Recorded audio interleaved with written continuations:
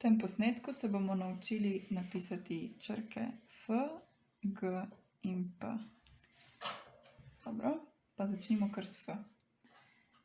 Postavimo pisalo pod tistim kotom, kot ga vedno uporabljamo. Takole. In potegnemo diagonalo navzgor. Potem pa iz tega takoj naprej nadaljujemo z navpičnico, ki jo zaključimo malo pod spodnjo črto. Tako. Dodamo tukaj le zaključek.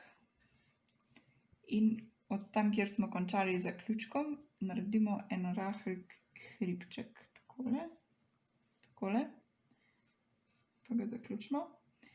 In na sredini začnemo tukajle, v bistvu ne tukaj, ampak na tej točki, ki je zunaj, na zunanji strani črke, spet postavimo pisalo. Malo ga zazibamo navzgor, navzdol. In takole potegnemo vodoravnico in jo zaključimo. Tako jo bom še pobarvala, da se bo bolje videlo. Tako. Tako.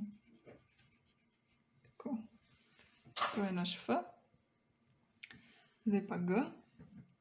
G je pa bolj okrogla črka. Jo tako začenjamo v bistvu kakor O, E, C, ki jih že znamo. Tako. Tudi tukaj tale del naredimo isto. Tako, tudi tale zaključek.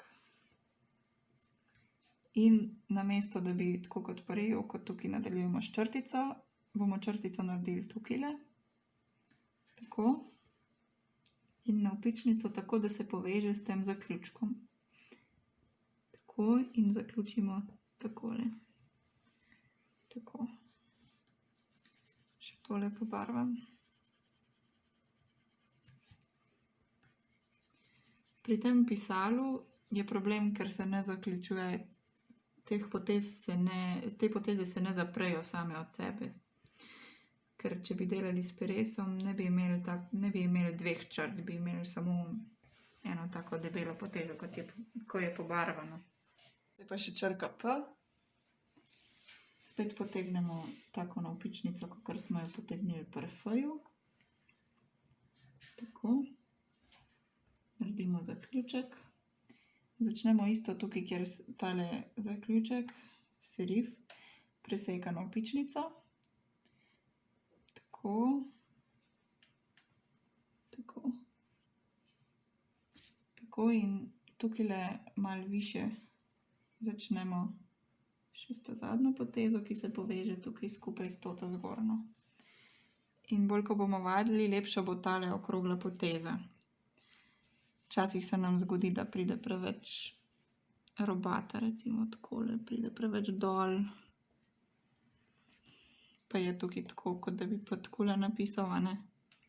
Tukajle je lepa okrogla. Tako.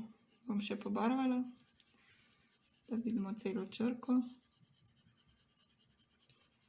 Takole.